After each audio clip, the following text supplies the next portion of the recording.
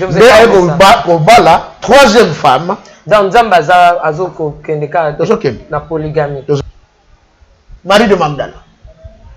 Groupe Oyonkolo Yosa Amelelaka Masanga, le dernier jour, Marie de Magdala Moutakena en Europe, et qu'il y a ce qu'on appelle le message de Graal. Pas comme ça qu'on mange.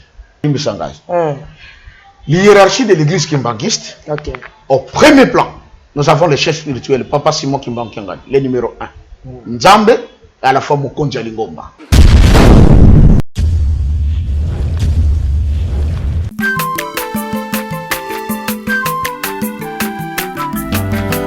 Mwana moto te po akosangai abongwani pete po awangana Nzambe ya le Nazarien, le Nazarien, le Nazarien, le Nazarien. Bana kitoko koma mokondima atako babakola ke mafuta na musakolima lelo ya yobolingo bateli le Nazareth. Pamboli oye mona na katempeni mama kantelobi kolapye mapapu masope mafuta tokokesikana longo na nzambe oyo babenga na makoni. Il est sans pareil notre Dieu, il s'appelle Jésus-Christ de Nazareth. Nous vous disons bonjour et shalom chez vous, peuple de Dieu amoureux et amoureuses de Jésus-Christ. Nous vous aimons beaucoup et bienvenue déjà chez les Nazaréens avec la vôtre, maman Tiffany, la princesse de l'éternel. Tout ensemble. Mais nous continuons toujours avec ces démarches de l'émission de découverte pour découvrir sur la personne de Papa Simon Kimbang, aussi l'histoire de l'Afrique. Et la RDC n'est pas épargnée dans cette affaire. Toujours avec Papa Joseph, d'ailleurs c'est bel et bien lui. Mon invité spécial du jour ces derniers temps, comme dit les Bas-Congo, dans les Congolais, voilà. Donc, ces derniers temps, tout est maintenant histoire. Et puis on va balancer après. Mais avant de dire un bonjour à l'homme de Dieu, le pasteur Joseph, autrefois pasteur des églises des réveils, après son rencontre avec la personne de Papa Simon Kimbangu, aujourd'hui pasteur de l'église Kimbanguiste. Alain Kiakala derrière la caméra, Gira Mokwa, balancez-nous un élément pour la gloire de Dieu et on se retrouve tout juste après.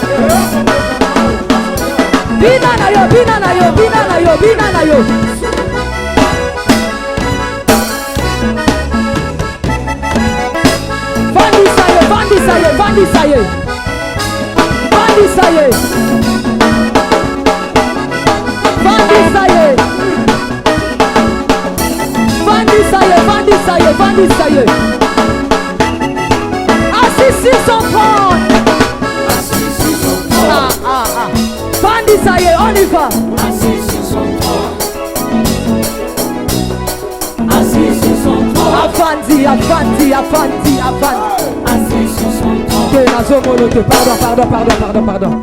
Assis sur son trône. son Zambé. Bandit ça y est, on y va. Assis sur son trône. Assis sur son trône. Assis sur son trône. Assis sur son trône.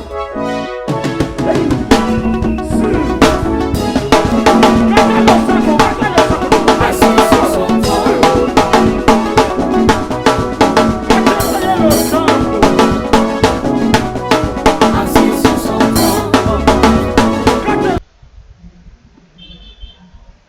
Naoto soit la conférence na Congo central. Les thèmes étaient Papa Simon Kimbangu est-il réellement Dieu? J'ai prouvé ça aux gens. Bah pasteur, bah réveil, bah protestant, bah prêtre, bah yaki na ba conférence. Mais personne n'a contesté. Moi je ne viens pas pour contester, mais je viens pour témoigner. Et dire que ce que l'homme de Dieu a dit, c'est la pure vérité. Il y a 5 critères pour reconnaître que cet homme est Dieu. Amutute. On a Congo, tu comprends la banzambe bele. Mutakobi makabo, on a zanzambe. Tato que nous kutana, l'obino a zanzambe. N'est-ce pas? Il y a zanzambe, il y a zakimbang. Mais il y a 5 critères, maman Tiffany. Pour mututo yeba que tata on a vendu à zanzambe. 1. Il doit être omniprésent. 2. Il doit être omniscient. Omniprésent, donc Moutaja présent partout, au même moment, beaucoup mon aïe. Au lieu à écouter maman Tiffany, au cœur de la Katanga, au cœur de l'État-Unis, écouter maman Tiffany. Est-ce que Timbangou l'était? Oui. Maintes reprises. Maintes reprises. Papa Simon Kimbangu, Azana Katanga, Azana Allemande, Azana Boma, Azana Bandundu, Azana Équateur, Azana province orientale, Azana Kindu, Azana Belgique, Azana France, Azana Chine. Quelqu'un vous appelle et dit, tout ça, Simon Kimbangu va dire, non, il est ici. Ce que vous avez la prison, vous avez dans depuis que Akoufati, le autre Kimbangu apparaît aux gens en chair et en os à Zagana Bango. Moi, j'étais avec Papa Kimbangu. Tu vends des bonaki, tu solo. Mais oui, que l'homme sait que mon gars a comme profité, Azola, tu as vu, un autre homme, bien sûr, vous pouvez le dire, mais c'est lui qui met à Paris. C'était pas le diable. C'est Simon Kimbangu. Non, non. Je le dis et je le répète. Je ne suis pas devenu kimbanguiste par fanatisme. J'ai vu des choses qui ont dépassé mon entendement. Merci Papa Joseph. Namoni pona wana pona lelo. Tokoko sukisana wana pona Papa Simon. Merci. Toya maintenant, après sa mort, banana eba komi, banani, pe ba kolindengeni, bango misato, pe nani oyo abande kokoma chef spirituel avant. Oazo ki baton. Bakoli ndengeni ndenge ba yesu ko sangana bango misatu ndenge ba yeko mata bakumba pole to kende ko lobela skoyo kimbangizi. Merci. Bana ya Papa Simon Kimbangu. Au moins quand je suis ko découvrir ngo, parfois ça fait mal. Ça fait mal. Et maintes reprises na lobaka toujours Papa Dangenda pardonne-moi. Abana ko finga yo, abana ko chola yo parce que nazalaka ignorant. Bana tata Kimbangu bakoli na pasi. Oyobaka pasi. Mama Tiffany tokoma na nkamba. Okotala ngomba oyo babana ko kimisa mama mwilo mbangu. Tala nano na ngomba o matango na mbangu. Mataki tatala pema. Et bana tata Kisolokele à peine 7 ans. Bakangi ake prisonnier na boma. Moi na 7 ans. Abomité, ayibité. Pourquoi ka témoigner que tata na ye a seku saka ya solo bibembe bakangi. Ma va bakanga mati baza na nkamba wana. Bakoli kaka na pasi. Tata Kimbangu abandi musala. Na batan wana abandaki musala, ezalaki na moi bien. Qu'on se le dise. Tant que tata Kimbangu abandaki musala, ba donc pe bana ko yati na bandimi. C'est ça la vérité. N'est-ce pas dans l'église. Abandé Moussala, qui t'a dit? Abandi Moussala le 6 avril 1921 en accomplissant un premier miracle qui consistait à guérir maman Kiantondo na mboka ngombe Kinchuka. Maman na banobela mutu. Parce ce que leki o ezwa kimia fo bazwa libanga monene batie likolo mutu ya lali na se. Bazwi libanga batie likolo mutu. Tata Kimbangu akomia kokuta moi on a souffrir. asimbi abondeli onakumba Yesu Kristo envolusi na komba na Yesu mobikisi mama ki antondo abiki abando swana tata kimbango c'est que parce que nous sommes na yum to loka kinga ah mona ko kiko lianga te ngo yoko longola malade na yo mutu basali bolam aswanisi mais soka bato ko comprendre kimbango ipona bolam na biso po ba miracle c'est en cascade ba résurrection de mort en cascade ba guérison de miracle et ce qui de ba guérison miracle ba kotel sa bakoka ba aveugle tout ça makambo mutalo bakate ça se faisait comme ça et na batango wana zo sala makambo wana moi ba donzo ya moi biloko kolia moi ko soutenir musala mais tango bakangi tata kimbango calvaire batu tu ake bakangi bato balandaki ye ndenge na betaki lisolo mama mwili ayina mbanzangu na papa dalongana na papa Diangenda parce que papa kisolokela asaki jana mbanzangu ndetango basololi esika banzeta baoba ebota basilisi masolo papa kisolokele est resté en mbanzangu parce que il doit aller faire la prison à Boma. Papa Diangenda qui n'avait que 3 ans et papa dalongana 5 ans sont rentrés en camp avec maman mwili mais tala iloko bayoka obalia Maman Tiffany alingaka maman mwili na bana na ye olambi biloko moyen kotika ngobo na kitungo ezate parce que bamona ba belge okangami et je vous informe Nkamba a été assiégé durant 40 ans par les Belges bavanda kakulu we makambo tata kimbango kenga na loba bango bakanisaki ke baye ko vanda awa ou peut-être tata kimbango akoya ko zonga nzoko tozwaki bango lokola bana misala bakengela biso banza o babebisa ngote 40 ans bavanda kana kata nkamba maintenant bavanda kana baba surtout quand tongo boy makoro ya batu kilte zalaki na butu batu boya tika awa biso to moni bangote et to kolobela kimbangisi bako yoka ba miracle le kana kimbangisi mene bana tozana na makamba bana tango lambi biloko o tena kitunga mwatisi okangi bien o sangisha ngoma makasa ya salité bilamba ya salité oyeko bwaka na poubelle zaka pemena ndako na bango papa d'angena na papa de longana bazake veiller soki batali boye mama Tiffany aye abwaki koli soki atali bango asali sini ba comprendre déjà que kifunda nyonso wana abwaki eya matiti te na kati kuna eloko koleja ya biso bango bakoya kozwa bazuki kifunda wana lokola bakona kotumba ngo quelque part ala bakefunga na ba récupérer biloko kolia bayina ngo ndako nde balena mama mwili na papa de longana na papa d'angena comme ça tout le temps de leur vie. Et va arriver un moment où papa Diangenda commence aussi ses études. Je vous ai dit que papa Dalunga n'a pas instruction à côté classe T de la part de tata papa Dialunga. Papa Dialunga. Abi yoko kende classe T. Mokolo moko te na yoka yo okende ki classe. Mais je vous ai dit que lui qui n'a jamais été à l'école, il savait lire et écrire. Et bon nombre de livres de Kimbangisme. Papa Dialunga, c'est lui le cadet. Hein? C'était le second fils. Né en 1916. A Dialunganda et Dialungana. Dialungana ndekade. Diangenda dekade. Diangenda ndekade voilà. Le fils aîné papa qui Kisolokele, le second papa Dialungana, le troisième papa Diangenda. OK. Et le papa Dialungana c'est l'homme qui n'est pas allé à l'école. Deuxième. Dont les kimbangistes vous disent clair et net le Christ. Oh le papa le que Jésus vit au nord de l'Angola. Bango ba yeba kiango. Mais biso c'est vrai, toujours c'est la colère ça comme on a pata. Toujours qu'il y a des mouké na moko na moko. Nde ba koli bongo na passe papa d'angenda continue classe et comme il a niveau faut que nous continuer ba étude na yé. Mais alors que nous continuons ba bi comme son grand frère azaka na colonie scolaire de Boma. Atanga kakuna mais il est là comme prisonnier sous la surveillance du gouvernement colonial alors que son frère aussi aille le rejoindre. C'est là que papa d'angenda va quitter Nkamba pour aller aussi à Boma, continuer ses études à la colonie scolaire de Boma. Curieusement, ils ont maltraité, mais ils étaient les enfants les plus intelligents de l'école. Et par anecdote d'ailleurs, mon kolomoko, papa Simon Kimbangu, ayo ko isa bango lobi moya na il kuna shika tokuta na kato solo.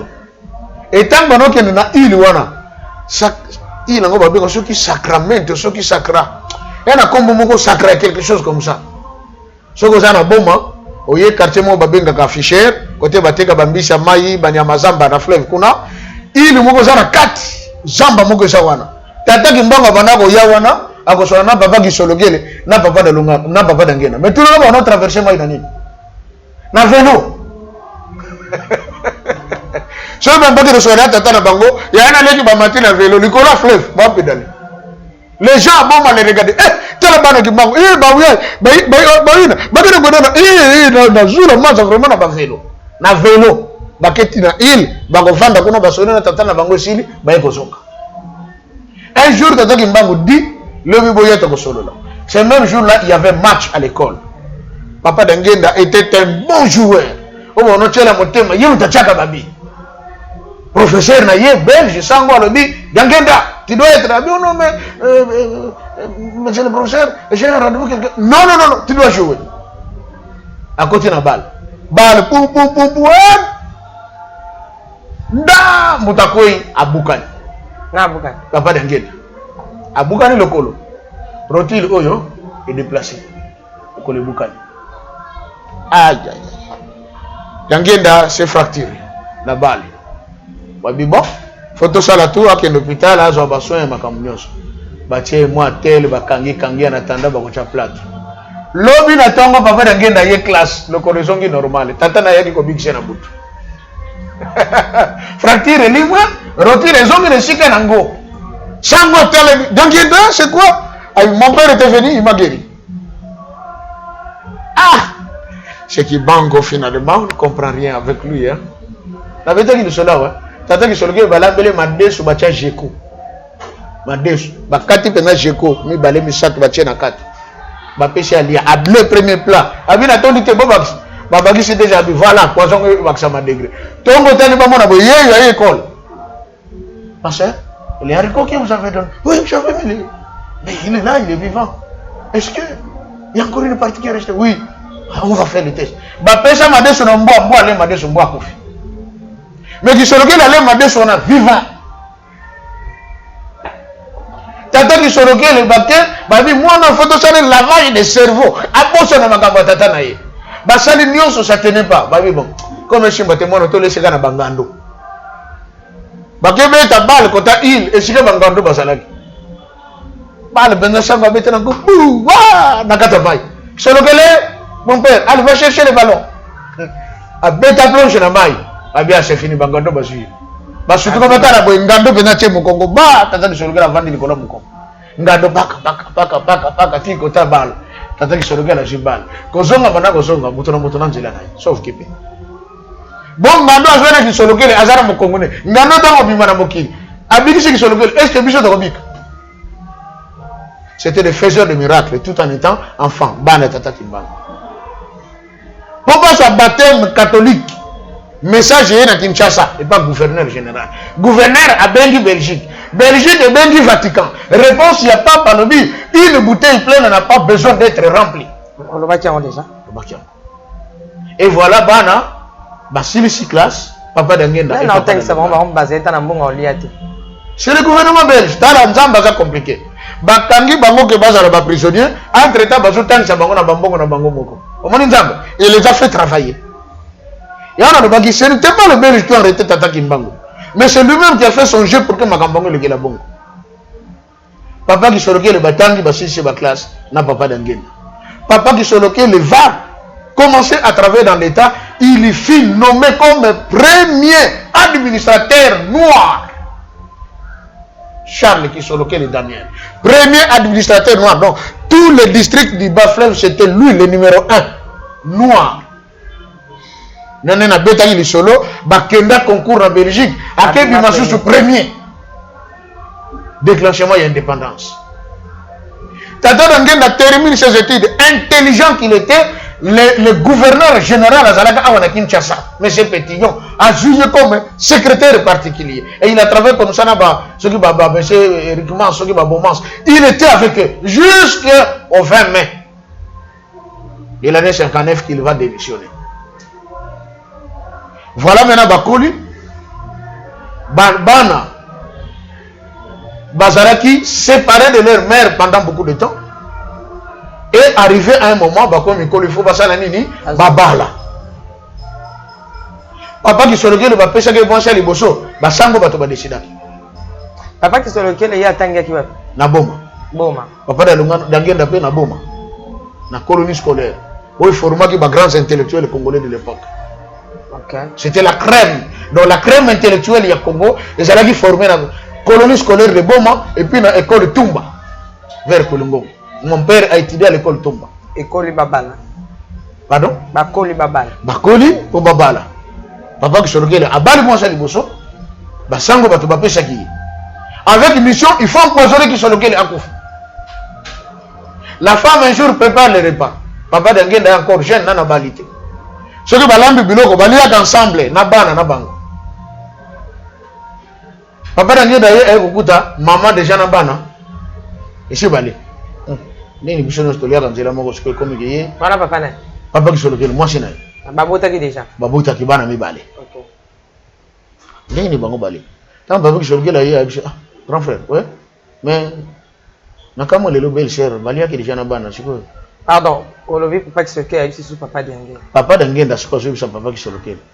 Parce que wana papa d'Angenda ça moi en classe, papa qui se regarde est à sala. Vous comprenez? Ah, ça bali. Parce que papa d'Angenda va pas na. Azofan de panaye. OK. Maintenant, balia ensemble na moi si. Tant que bana babotami et continue de balia kana bana.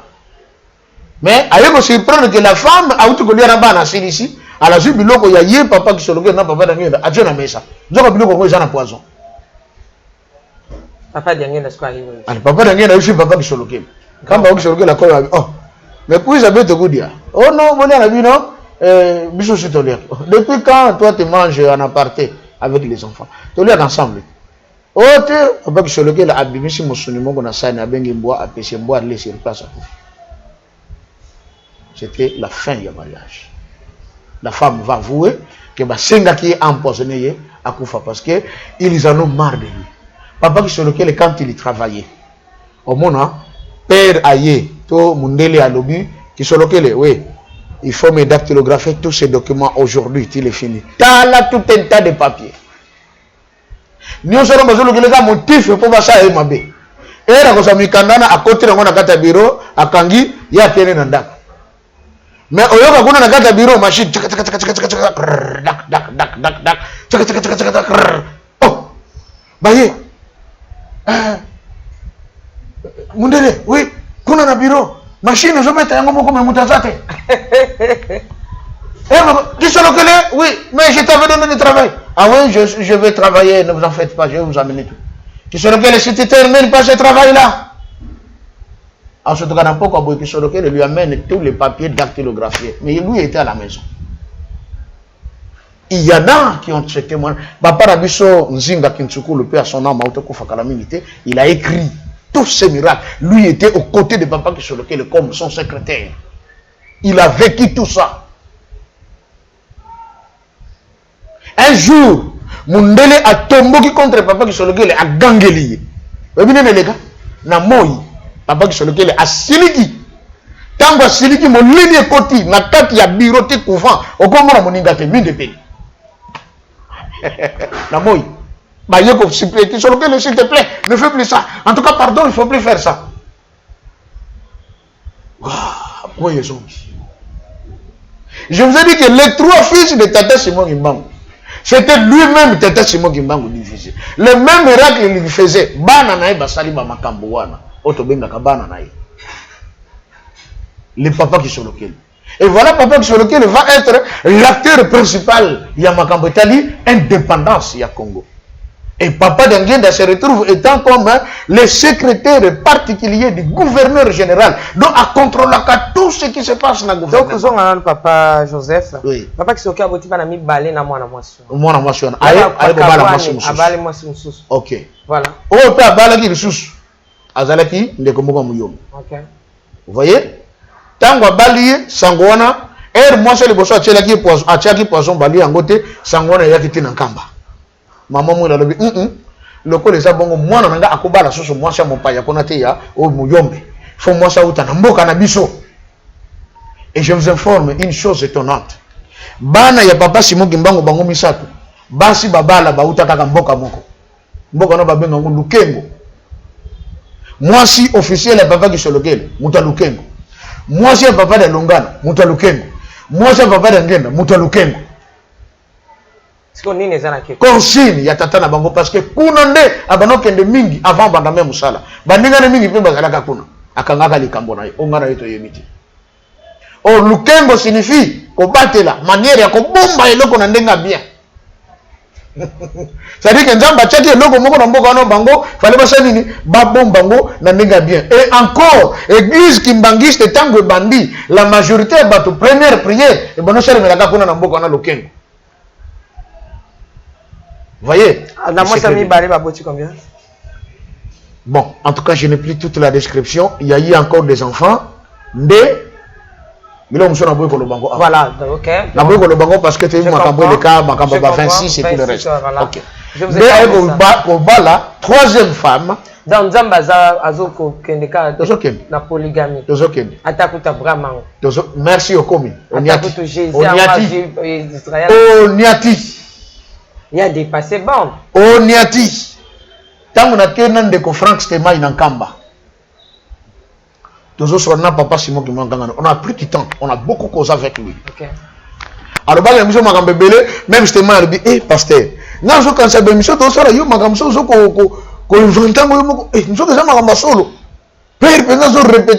donc, Stema a kamwa, moko ya boyebi to sala, père, à l'obiango bandeli, tout ce qu'on dirait, à l'andaki boyebi, au biso to sala. Tant que Bibi Stema a dit, non, pasteur, n'est juste. Nandé na moni papa nenga za kokipe, il n'a pas le temps ko landa boyebi. Mais pourtant makambo alobi yango to sala ki numéro tel, tenga biwi ka sola nemo. Yamoko yoki, je n'invente rien. Papa tunaka motuna. Butamoto, papa. Papa ki solo kele. Abote na basi boni.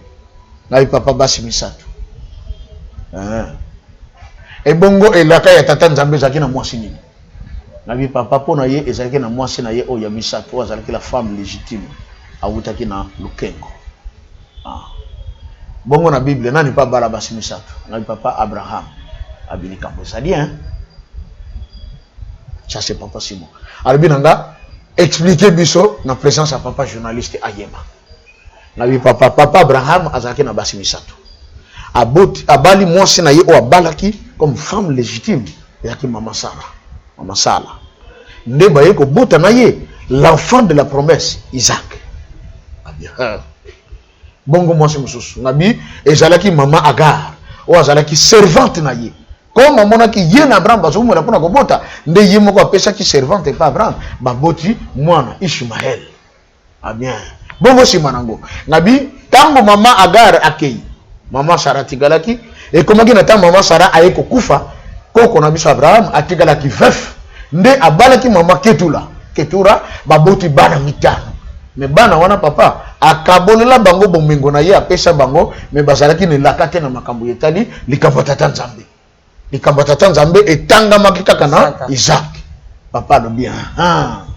Basi pe oyo tata kisolokele azwaki elaka ya tata Nzambe ezalaki ni na mwasa liboso ni na mwasa mibale mais ezalaki na mwasa misato. Mais loko sala kanga ipasi mwana ya elaka oyo azalaki kuna oyo sengeleke asala nanga elongo atika nenga akenda na ye wana na bande ko bango moko bayebi papa obiko tshanga nzoto malini il faut quitter nzoto malini oui pourquoi na lelo na linko babiloko wana te je vais pas une polémique entre 3 est égal 1 26 est égal 1 ce sont des frères hein na ba Kongo te lo bakaboye nsinga miankalo c'est-à-dire mais soka zongia osala sima miankalo na sima miankalo nsinga miankalo ekata na kate ekata na kate c'est-à-dire eza racine ka moko mais o ekebo eboti kuna kalebasi nango kalebasi mais so na kate na mbika source za ka moko mais siko so azongi na minute osala bon soki que comme na point que bakozonga ils vont travailler à moins qu'il soit vivant en ce que je sache c'est comme s'il n'est plus vivant OK. Donc, il fallait travailler papa. Maintenant là, il n'est plus vivant. Ok. Na libumu ya papa qui sont. Mais Kamba Bolela qui? Oh mais c'est un frère. Balongwa qui? Basali o ya bango mouvement. Il y a une loi au sein de l'église Kimbangi. Na éclairci na bandeko balanda kalibanda ba comprendre kate. Na l'église kimbangiste. Même ngai ne nazabo en tant que mosali ya Nzambe. Soki na tamboli en dehors ya mibeko ya Nzambe. Pe ya lingomba bakopesa nga etumbu ya kobima libanda ya lingomba. Tout dépendra de ce que j'ai commis comme forfait. Mususu bazwa etumbu ya 6 mois. Mususu poko za etumbu ya 1 année. tu peux aussi avoir une punition de 10 ans. On se peut pas qu'on rejette. Qui peut révoquer. Oui, on révoque. Non, c'est biblique. C'est biblique. L'apôtre Paul l'a dit, s'il y a un frère parmi vous qui se comporte comme un païen, qu'il soit considéré vraiment comme païen, et même son nom est à la livrée la diable. C'est la Bible. Voilà. Et ainsi, dans l'église kimbangiste, on peut aussi arriver à révoquer quelqu'un s'il porte atteinte. Dans ma cambo, ils appellent que non awa asimbe koka et sika koka ko simbate batio libanda. Maintenant il y a un principe. Ceux qui batio libanda ya lingomba. Po ozonga tango tumbo na yo esili ozonga les sous okoma mondimi. Faut zonga la malongi. C'est-à-dire faut bater yo les sous sika. O comprendre les sous le kimbangisme fonctionne comment. Maintenant tango balongoli yo grade nyonso zalaka na yango l'église ekouyi. À zéro. Si tu étais pasteur, tu n'es plus considéré comme pasteur tant que zongi au simba de sous église au banakotambus. Non. Au comme simple mondimi. C'est ça le principe au sein du Gimbangi. On ne blague pas avec des lois là-bas. Yamoni bato bazaka kenge. Moni, sikoyo principe c'est que bande konabiso na tango balongwaki. Basali oya bango mouvement. À un moment donné, certains d'entre eux se sont rendus compte, ah, tout ça, l'erreur, faton salagaga, nakata bomoko. Tango baluka ki bazonga, l'église brandit la loi. Bozoya kosonga, oui, bokosa d'abord malongi, bokonga simple bandini, et puis, vous perdez vos anciennes qualités. Mais voilà, na to le bilan siko, parce que flète oya okota na chez le kimbangisme, ndé to le bilan parce que, étant donné, bazo bandimikat, wa photo eba, alo kwa yoti, oui. Balo kwa papa wa zalakawana te to pe bampaka to pe banani te bango baza makila papa Simon ki baza kwa banzambe. Oui, j'ai du respect pour eux. Voilà, donc to koma na wana te to tsana mpani wana ya pe na o ekomema biso pe na sombele suka bisanga to kana bana papa ki solokele kuna to ya sima to tsana wana. Donc eloko tuni ya comparaison entre Abraham na tata ki solokele likambo ezali Nzambe na mokili ayaka ye moko avant de nabiso. Dieu aussi sait se substituer. Oui bien bon. Vrai ou faux? Vrai. OK. Je peux vous dire et confirmer qu'Abraham était le substitut de Tata Kisolokeli sur la terre. OK. C'est ça la vérité. Yango papa Simon qui manga tout na kinga lokwana pour éclaircir bande costema. Oh ndenge to na katiote papa ndenge to lo ba bande ko comprendre hein. Ndenge to lo ba ke Yesu. Oui. Mais lorsque oye au monde obimisi magia Isaac.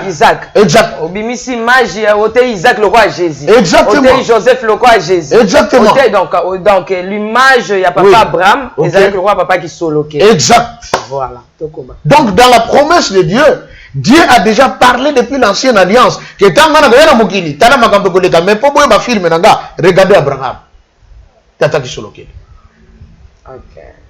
Et on lui dit bien, Isaac, tango bataki na ngomba, atunaki mais papa koni yango yo moto mais où est le sacrifice? Où est l'agneau? Abi l'Éternel lui-même pour voir. Même bimaki, Isaac azalaki épargné parce que il est interdit selon Dieu, il y a pour sacrifier un être humain na hôtel pour comme offrande et pas nzambe. Et j'insiste encore pour dire que bateau batumba ka bateau soki moto akofi ba kometaka lisum. Il n'est pas recommandé que l'homme soit incinéré. Il est dit dans la parole de Dieu, tu es poussière de la terre qui retournera dans la poussière de la terre. Bon, de quoi Islam bakundaka. Ba indien de batumbaka. Ah OK, c'est les bondoki. Ya d'ailleurs comme on a que source penga makambo bela mabe ya bo satan za na mboka wana. OK. Oui. Et là on ne serait pas bon nzambe. Oui, et le côté nzambe. Même ko le gaki na corona babwaka ki nzambe na maye. Po nzambe bana ko ko bikisa bango te na corona, kande sala ki bango babwaki nzambe bango na maye. Merci. Voilà. Alors, voilà, papa qui solokele, papa d'Angenda, papa d'Alungana, ils ont grandi, Babali, Babouti. Autant que papa qui solokele avec ses 3 femmes. Oui. Donc toi papa d'Angenda. Papa d'Angenda aussi tango akoli, abandi kosala, ye Babali, maman Bibi Vete, de Babota Kibana. Mwana na bango liboso. Maman Nabiso Marie Mouilou, avant d'aller à Paris, c'est elle qui dirige l'église kimbangiste à Saint-Ouen. Donc, chez les kimbangistes, moi, c'est pas à Kambara. Oui. Oh. Oui, nous avons des mamans pasteurs. Pasteur Bassi. On a des mamans pasteurs. Oui, pasteur, tu as dit si. Obi non moi na meloka na mkolmo na to bimsa makam. Dans la femme peut prêcher. Oui, elle prêche. To yasi. Ouais to bombana. Limisa mke. Nazem ça comme moment Tiffany. La Bible que nous lisons, elle est incomplète. Savez-vous que Marie de Magdala était apôtre? Marie de Magdala azalaka moko ya apôtre yankolo Yesu. A recruté qui est après. Marie de Magdala a écrit. Mais bazo évangile na ba bombi. L'évangile selon Marie de Magdala. Azo décrire bon Nzambe ya Christ. Et vous verrez, tant que Christ a confié à Sekou, la première personne qui a vu le Christ, Marie. La première personne qui a annoncé la résurrection du Christ, qu'il est bel et bien ressuscité, je l'ai vu, Marie. Et c'est elle qui a amené l'évangile en France. Marie de Magdala. Groupe Oyonkolo Yesu amelelaka masanga le dernier jour wana Marie de Magdala mutakena en Europe et qui a ce qu'on appelle le message de Graal. Pas comme ça qu'on mange. Pasteur batanga kamiya. Baso kagana kotanga Bible te. Mais papa place ko kanga meza awa question est. Oui. Pour comme une réflexion des autres mba aussi ko. Merci. Maman na biso comment nani l'homme de la servante de Dieu. Maman Marie Mouilo. Maman Marie Mouilo. Il y a un pasteur qui est là mais elle est là comme la conseillère du chef spirituel. Yakuna. Conseillère du chef spirituel. Conseillère. Mais pasteur Azakuna Aza Mobile. OK. Lekina ya na etona. Ya famille. Non, Mundibika kandi aza pasteur. Mundibika aza pasteur. Oui. Sur il y a na lignée ya banzambe. Pasteur ana nguma melaka yeto yenda dans la culture kimbangiste. On connaît le kimbangisme. Le kimbangisme n'est pas seulement une religion, c'est une civilisation.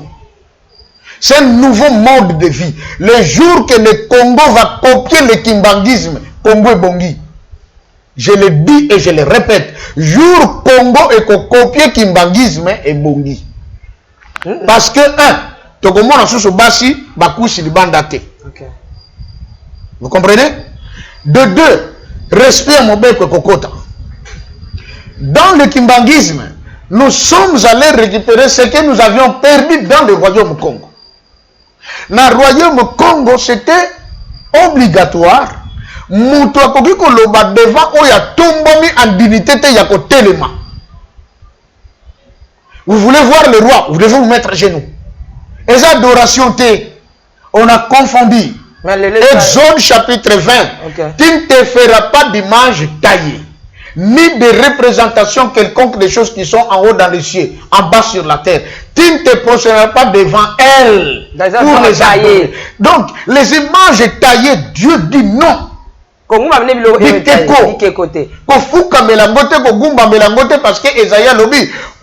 vous vous confiez aux idoles qui ont des bouches pour parler, des yeux pour voir et mon akaté, des mains pour agir, il agit sakaté.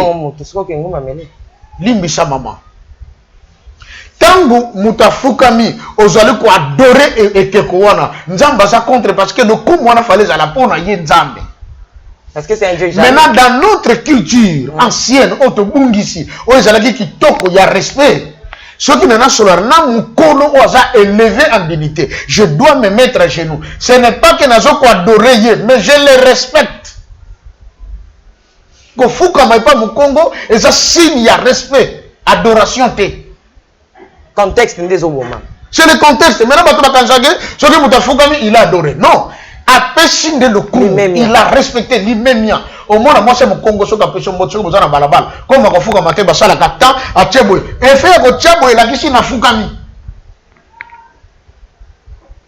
on a tout perdu. Mais culture wana ezaki même ata pas ba congoté. Au moins quand même ata ba koko au moins kazo pesa. OK. Et la femme ne peut pas tendre seulement la main comme ça, elle doit tenir ça. Signe de respect. À la goût tamba gunza wana ezako fukama. Monde modernisé biso déjà dans musika. To baby. To pesa na kala msu ta. OK. Dire au monde wana jeune fille mutazo pesa mboto on n'est pas ya tata mobimba. Viens là ngai. Oh là là. Respect ça.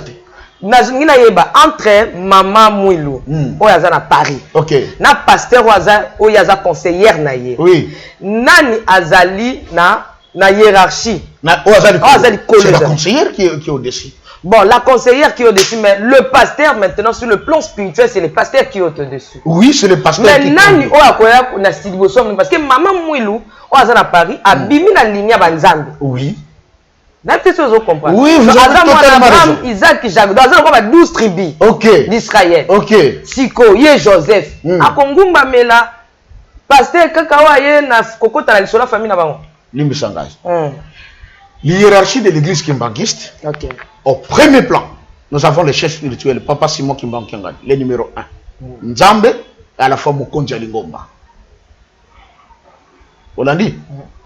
Deuxième, après, ce sont les conseillers spirituels. Donc, les frères et sœurs consanguins. Après Bango, vient le cabinet du chef spirituel. Oyo ezali comme en aparté. Mais Tango quitte la lignée, à la tête maintenant de l'église se trouve le responsable numéro 1 qui se charge des départements de l'évangélisation mondiale. Parce que toute l'œuvre de l'église est dans l'évangélisation. Et ce pasteur qui s'occupe de l'évangélisation mondiale, c'est un premier suppléant. C'est que vous avez un département, hein? Oui, je suis membre de ce département. Dans l'évangélisation. Vous voyez? Maintenant, après, vient maintenant le département et le mouvement. Tout ça, mouvement, il y a bas scout, il y a bas pied gauche, il y a bas croix rouge. Tout ça, bas chorale, bas département, bas chorale, koreki, jeteki, dirigeant, et ainsi de suite. Tout ça, bas caisse, tout ça, oui. Tout ça, la commission de discipline et tout ça, et conciliation. On a des services de protocole. Tout ça, et ça inclut. Mais après, et ça sous le contrôle de celui qui chapeaute l'évangélisation. Alors, le pasteur Azali en dessous de la conseillère. Ah, donc c'est qu'il y a Ah oui. Ah, ok, parce qu'après papa, ce sont les conseillers. C'est conseiller. Ok. Donc, nous tous, on se prosterne devant le conseil. Ok. Ok. Yangona, ce qu'on a en tamba, ce qu'on commet, tu fous comme devant papa, ou fous comme devant son conseiller. Et ça dit quoi, adorer, oh non, n'a faut comme devant le conseiller parce qu'il y a une commission qui est nous, on sait la nature, il y a batona basa banane. Mais tant que tu fous comme la première impression, c'est le respect. Ok. Et même mon dimi, au moment où mon dimi église qui m'banglise, ce que ce soit un pasteur, il y a un foukami, après Simbot, après vous solo. Tamboula dans la paroisse, vous verrez ça. C'est ce qui veut dire également, même mon continent, sont beaucoup en principe, bon, il fallait que foukama. Mais c'est que papa, il faut que France, au mouvement, mais pasteur, après. Tu es en France? Au foukama. Tu es de l'effet Simbot, mais pourquoi pas? C'est du respect à mon continent. Merci beaucoup. Donc, aboti Maman Mouilou. Aboti nani? Oh, bah, abota makebele. Abota makebele. Voilà. Non, t'as quelque échantillon encore, Maman Mouilou. Voilà. Papa Armand, oh, azam mon continent, ma musique. Oh, boyo kawana kenda sango grand maestro tout ça avait été dans les États-Unis. C'est le fils de papa d'Angel. OK. Papa Charles, c'est le fils de papa d'Angel. OK. Oh, ya uti ko bimisa. Mais ba bazana elle na bino hein. Abimisi un parti. Non, bazana ngambo ya bandeko ya bana 26. Abimisi un parti politique. Ba bengi yango bon le nom m'échappe. Défi Congo, quelque chose comme ça. Ba auto présentement na poto, je rappelle que bientôt il sera aussi à Kinshasa. Moi na papa d'Angel. Donc, ce que tu es à côté, papa Diangenda, tu es papa Dialungana. Voilà. Papa Dialungana aussi s'est marié à une dame qui s'appelait Maman Kiwasisiwa. Et l'oko batike la yo. Monika Zaki Jamwa Selaka. Batike la kay nini. Or, papa Simon, alobaga na papa na ye, Mikole Koya, na wako fana nandako na ye. Et c'est elle qui va engendrer papa Simon qui va en Kiangani. Abote d'abord Maman Mbuta. Quoi qu'il y a le 1er juillet de l'année passée, à Kondamaki le 3 juillet. Maman, quoi qu'il y a dit, Suzanne. Okay. Et puis il y a papa Simon qui manque en second lieu. Okay. Viendra ensuite papa Jacob Itouvoui. Papa Jacob, oui. Et puis il y a papa Mbenza, maman Tsona, et puis papa José Danguen da Ponti Marigen. Donc, Baza 5. Oui. Voilà. Maintenant, Tony Toyeba, Tikabana. neti bakoka papa. Ok. Simon Kimbangu totiki bango. Oui. Tozui ba papa misato. Oui. Comment va partager qui pouvoir bango misato ti e akobota Le kimbangisme. le kimbangisme. Batambola kindenge ni pour soigner ezala te baza parce que baza na bolingo au moins ba photo ka bango misato. O comment mama grave. Na mona nje baza mapasa. Oui, mais parce que ezala ki mutu moko se diviser en trois. So ebi onga linga mingi zana. Oui. Maman ndi ba ki soke ndale ka boga. Ngata la photo papa qui sorote. Oui, c'était un beau gars. Yende penda na moi ka pesa ka vraiment. Maman nanga to moko komone maman Marie José nièce de Jésus, maman Gadola. Il y a le bi papa qui sorote était un beau gars, un beau monsieur. Oui, c'était un bon monsieur. Moni. Nzamba petaka confusion pa bato. Vous comprenez? Tala ningi bazalaki bana ya tata moko. Ya maman moko aussi faut le dire. Mais ya zalaka molai. Baleki mi balé bazana bango mikose. Bon, prêter confusion pas bateau. Mais ce que nous avons mon livre, taille comme on a eu, au bon kama. Peut-être on a mon équipe couche, mais n'est ce pas quand il m'a belé dans l'eau là. Moi je l'ai vu. Moni. Alors, les trois, comment ils étaient unis? Dans le but que c'était un seul individu. Eloi, divisé en trois, il s'est fait Elohim. C'est normal, Balingana. Et ça vraiment, non, ça va tripler. Donc dans mon livre, c'était des triplés. Oui, bah tu sais, baswana pe, babunda pe, babunda te, bawela te, et curieusement, Papa Dangenda était le plus jeune, le cadet, né le 22 mars 1918. Mais dans Banzangungu, tango zayaka na 3 ans, Papa Simon Basolona maman Mouilo, alobi ngai na kei. Kuna na kei na likolo na kokufela kuna. Ce qui n'a couffé, yo Joseph Dangenda. Il faut ya koza nzoto na ngai olongola ngoko na ozongisa ngona yelu chéri. Papa qui solo qui mta. Papa Simon Kimbangu. Azoyibisa papa Dangenda mwana ya 3 ans. OK. A opese ba consigne ya. Papa na ngi apenda na sana moke makasi. Papa Dangenda nde mutaboti papa Simon. Dans lignée na mte bimisi papa Simon. Papa Simon Kimbangu byangana. Que papa Dialungana. Yami Bale. Yene mutu aza mwana papa Simon Kimbangu.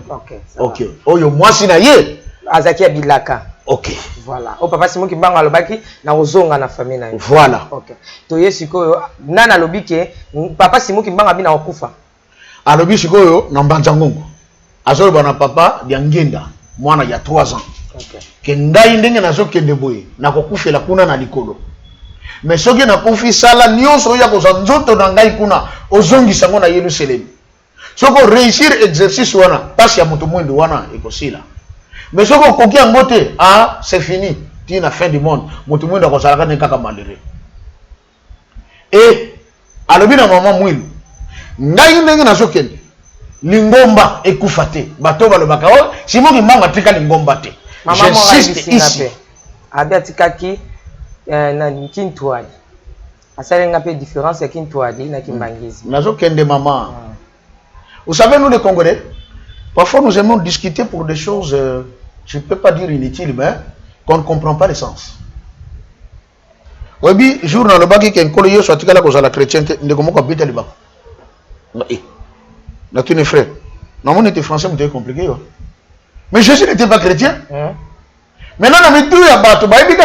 Comme l'église du Christ, c'est une église composée de l'ensemble des chrétiens, c'est que Jésus lui-même était chrétien. Mais Jésus n'était pas chrétien, c'est lui l'auteur du christianisme. Bateau bandime lié, tant batela ki bango. Bamoni bango. Babi bateau ezalira bango ezaka lokola Christ yemoko. Babengi bango banani ba chrétien. Donc Simon Kimbangu aussi, il n'avait pas dit de son vivant que mon église c'est le kimbangisme, ou ça s'appelle l'église kimbangiste. Et je vous dirai pourquoi il a dit que c'est le Kintwadi. Je dis, en Banzangungu, tant que Basambi et s'il au train, Boyaki Bokende. Papa Simon Kimbangu dit à maman Mouy, Ngai na Zokende, Mosala, Ekufate. Nenge na bandu lingomba, Ngai, kuna na kei na kokufela kuna. Mutu akotika na kotambusa lingomba, Joseph Dangenda. Ouais, super. Soki akoli na yende okosala remise et reprise.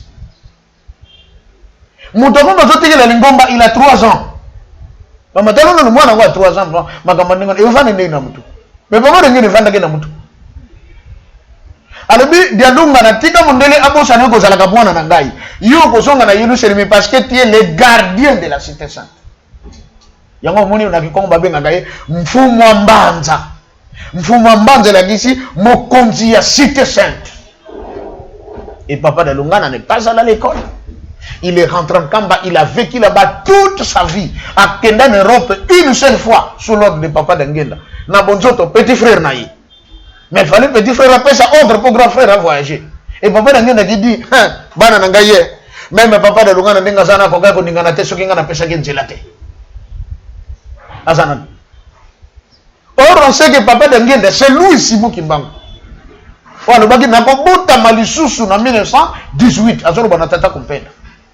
Et en 1918, il renaît, il s'appelle Dangenda. Donc Simon Kimbangu, tu le groupe Amiral Ninasala, il était à la fois Simon Kimbangu à Mokolo, à la fois Simon Kimbangu à Mwanamouké. Donc Yamokolo, Bakange, Bazo malmené, Yamouké, Yézak sous Simon Kimbangu, Yéngako. C'est compliqué, hein. Et à Kodibongo, et il vient travailler auprès de qui? Le gouverneur général. Donc, les yeux et les oreilles du roi de Belge, na Congo. Moutaza mon conjoint, Simon Kimbangu à ses côtés au nom de Joseph Dangenda Kontima. Yango moni tanga bimela ka baye ko na lowa ayepe na prénom ka Joseph Ntumba ami Michel Mulumba ou bien Katanga moko boy. Mais le troisième jour azonga peda bo l'homme en panne. Joseph Ntumba loboli dineta comme l'homme en panne. Ma photo na yeza ya Joseph Ntumba na tata Kimbangu o tele jeune. Moni ba kongole batika ko rêver. Et papa qui solokele ne akene ko sa la prison na maman Kinzembo na Boma. Et tant que papa Simon Kimbangu a accueilli prison à Katanga, nous avons continué à mener mouvement ya Lingomba, maman Mouy. Batu babanda ko Angola, Brazzaville, Kinshasa, RDC Awa. Bazoke Nankamba, la personne qui tenait le culte, c'est maman Mouy. Donc, le chef spirituel. Oui, c'est elle qui était comme la chef spirituelle. Ce qui a été na bango na bouté sili abondeli la même nuit bakiti na mai baké sokola me ba belge bazoyo ka bangote yango so ke na mai anka mo bato basokola ka na buto ko ka magorodo magorodo na babanda na tango na c'était un miracle quand le magorodo faisait ce bruit bato bazo sokola na mai ba belge na likolo ya ngomba ya mbanza bazo beteke kuna na seba ndimba église kimbangisi ba soko be ba ko bima na butu ya yi des miracles. Bato baye na butu batei bango na même butu basali makambo so baké basukol na même butu babimi bazonga na bango baké ko malobi na tongo butongo bano zala mulaya ndengeni. C'est ça le kimbangisme. Et la personne qui a tenu le kimbangisme entre ses mains c'est maman Mouilou. Na bambongo banakota maman Mouilou garder muta pesa ba première carte pastorale ya batu tango bandimi que non l'église kimbangiste devient une église à part entière comme l'église catholique, comme l'église protestante. Ba pasteur à liboso mutapesa bango ba carte maman Mouilou kia waka. Nde aye ko ça la remise et reprise na papa Diangenda. Comment? Na lobaki que papa Simon Kimbangu azalaki na un bâton. Nzete. Et tonda nguya. Maman Tiffany, ngana so to simi nzete na to kufi. Et puis ça m'est clair le la kaki. Bakata gango na place moko babengaka le nom m'échappe. Batongi restaurant na isika wana. Moi Mwanzaki ngate, un autre nom, ça me viendra. Tango akati nzetona bazaki avec le Christ. Basali cérémonie na bango na ndenge na bango nzetona là ta pouvoir. Les Belges ont cherché les voies et moyens ya koboto la nzete wana. Et tant bakanga tata Simon Kimbangu. Sache qu'il était aibi que soki na tiki na Mouilou bako malmené.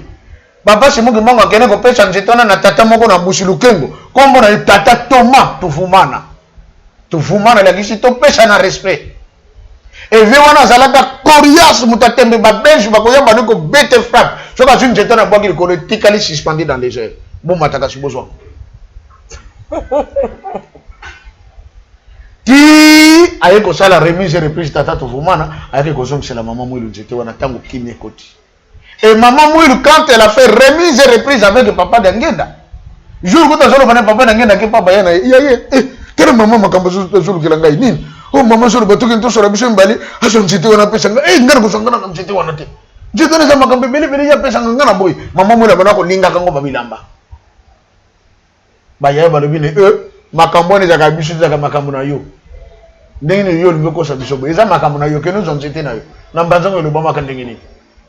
Enfin, papa d'Angenda a accepté à qui c'est comme ça qu'il va démissionner na poste na secrétaire particulier du gouverneur général le 20 mai pour se consacrer totalement à l'œuvre de son père qu'il est lui-même. Et papa d'Angenda avait connu un accident mortel. Papa Simon Kimbanga le binaye au gosha l'accident au Kukufa. Na kobanga na papa d'Angenda bondela na ndako ba bokilo na komi na Kinshasa o prière tanga bondeli chemise nyonso na kati komi rempli na makila tanga tali chemise mutoke ko makila akima no mais tulombi biloko na so ya akenda akoma na ndako so chemise na bomba kango ko bomba ti accident ne salema jour salema papa d'Angenda est mort batutu azaka na bango bakufi papa d'Angenda akufa na accident mbongo mwa benga kuna nini nduti na msusu awa na lukulu oyo ba lukulu soko zokende vers Kulimongo na ngambo kote asala accident akufa ba tampona bangana mutuka mais muto akufi basutuka boy alamuki. C'était le jour où l'esprit total de Kimbangu est entré dans Tata d'Angenda. Ce n'est plus d'Angenda maintenant, c'est Simon Kimbangu. Tant que par alamuki alamusi batonio so bazalaki ne bakufaki. Et je vous informe que tant que alamusa batouana il y avait un Angolais, il y avait un Congolais de Kinshasa, il y avait un Congolais de Brazzaville, et puis le chauffeur à tout à Bango, c'est un Portugais. À Sangis histoire, Congo Angola, Congo Brazza, Congo Kinshasa, na Portugal. Parce que Portugal n'est pas qui pour coloniser Banza Congo, Angola. Ce jour-là, à Zomzili Kamango, n'est pas dans la Kala, na Banza Congo. Et Batora Basekou, na Batou Basali accédé aux Okama, mais Moutou a Koufagi à Finan na Moutouka. Ma bimi n'est ni puis à la Moukiti, à Sekousi Batoutou. So tali camion ndenge ko mondi matin Tata d'Angenda bande ko na banda ki ko respecter ye pourquoi ba bimi ça secret papa ki soloke la loba ngai ki soloke le soki na batami na molim Tata d'Angenda a ko découvrir le place na zali Tata de lungana pe soki batami na molimo Tata d'Angenda ko mona yesika zali mais yesoka batami biso to mona ka yete batuna papa siko yebo mona rete pona bi oh yane mutu sala ka beto nenda sala biso yene mutu sala biso biso to bimela na ye c'est lui qui mbango, c'est lui le Saint-Esprit, c'est lui le Père Esprit Saint qui s'est divisé pour faire le Père et le Fils et il y a l'Esprit comme on a fait l'homme corps âme esprit ça c'est nous c'est le Père Fils Saint-Esprit c'est ça l'homme. Et voilà, papa d'Angenda, comme celui qui était prévu être le conducteur de l'église à Télémi. Nalobaki no awa, papa Simon Kimbanga lobaka nanga, mutu nyonso komonaka na mutu ya lingomba na ngai, yebaka eza ngai moko. Wa lobelaka nga sana bilungi sambo. Chikoto bosa na te. Mutali bosa kambaki église. Et bandaki yemoko tata Simon Kimbanga. Pourquoi bendaki ngo d'abord kinto ali to banda wana? Babano benga ngo kintwa diki ya bazoba lisanga ya bazoba bato bazanga mayele bona nini tala bato bato ko landa pena mutu jeune mo 34 ans bango bazo comme ça non sauveur na bango et tout ça mais bino bazo mayele tena bato mayele loko la bino c'est comme ça que papa d'Angenda disait soki muta kombi kaka kimbangiste a commission bato na so mayele bakoloba mais c'est un vaurien le monsieur là il s'est fait kimbangiste. Pour certains, je suis un vaurien. Pour nous, kimbangiste. Donc, peut-être pour nous corriger. Mais comment quand on est un pasteur, tu es toujours propre dans les émissions. Oui, je viens prouver que ce mot Kimbang n'est pas pauvre. Pour que tu aies pasteur qui m'a voilà ta chemise à maille dans ma kila, c'est ici là, ce que populairement mon Congolais c'est Katanete. Non, c'est une phase qui est révolue. Mais parce que aux yeux on peut passer l'église des réveils. C'est oui. Après de bien au monde écolate. déjà au bandango déjà. Est-ce que mon tata de ngena kolata? Oui que tata ngena cha lata jaquette mungu tata moko katisa longo Kinshasa aketi Brazzaville alukana ba magasin to alukaka ka jaquette wana. Jour ayi ko zonga kene pe na centre d'accueil prière. Aya bo papa ngena lobi na ogogo moni sa page pa mboketi na Brazzaville. Mutamuta sutuki. Papa il va quitter ni kena kene Brazzaville. C'est bien après que vous avez la main dans la tête que ça mokiliote. Ou t'as l'école. Mais t'as donné que nous avons dans le magasin. Le Christ était sapé, non? Il portait des fans là. Maintenant, on a son banc. Et ça qui m'a marié de Magdala. Maintenant, c'est bien. Tata d'Engenda, à la fin de sa vie, elle dit, bah tata na ba maman, to pêche bino longonia. Pambate, bolé sibiso. Bolate sibiso. Bosale biso manso to sala ki na ngolo bosenga. Tika tata nzambe kolo sepe ili mon centre akanisela bino. Otikala na mapambo. Bon biso bana tokola na nzela wana te. Nous sommes derrière notre papa. Omoni. Papa d'Angenda était respecté par ses frères parce que Bayebaki, sur le plan spirituel, il était plus supérieur que eux. Oui, il y a un bâton. C'est lui qui détenait le bâton. C'est lui Simon Kimbango. C'est lui qui a fait que Bango Bazara babimela ndena kati na ye. Mais moi na suka. Mais moi na suka. Chikotala. Boba Koufa, Balandi, ordre de naissance. Ce qui est. Papa qui se le là. Papa qui se le est né en février. Il y a un Bossa Koufa qui est en mars. A Koufa nani? Non, malade, kaka. Asalika qui est à Beni. Et Koufa les acquis mystérieux, l'homme, il y a papa Simon qui m'a osaki, vraiment. Il y a des miracles, bien sûr. Il y a eu les candés. Il y a eu des miracles. Bande Kapoto, Batemona Kabiso qui est mort, il y a papa qui se le Bazala dépassé. Même Belge, Bazaka en hôpital, il ne comprenait pas comment cet homme pouvait mourir comme ça parce qu'il parlait à sa gravité. Il n'était pas grave, mais à Koufi. Mais à Mémé, Napoto, et puis en Afrique. Et il était beaucoup plus dans l'administration. Napoto en Dossani, Bissoto, Poto, Anambe, déjà, papa est à moi en Boyango. Et Bongo, mon kilangona, ni mutakela, mon zambeti. Il y a des colomokil. Et puis, il y a des enfants en Bokanen. Il est en Belgique, il est en France. Or, les deux pays ont des influence l'Afrique. La France a colonisé une grande partie d'Afrique. Belgique pays au Congo. Et il a travaillé dans la politique. Il était là, oui, il était beaucoup plus en politique. Mais Dieu, c'est le plus grand politicien. Si la politique existe aujourd'hui, c'est Dieu qui l'a enseigné aux hommes. Il y a un moment une église qui m'a dit c'est mauvais quand les bosses tout ça à l'État. Parce que Nzambe mutacha l'État. Ok. Tolobakiawa, kolo sur l'État mutekanga et tata bimango pe l'État mutekanga ki. Alors il y a Koufi. Alors tango a Koufi. Passeport dans les qu'on a na photo. Et comment que moi sujet de combat na bana.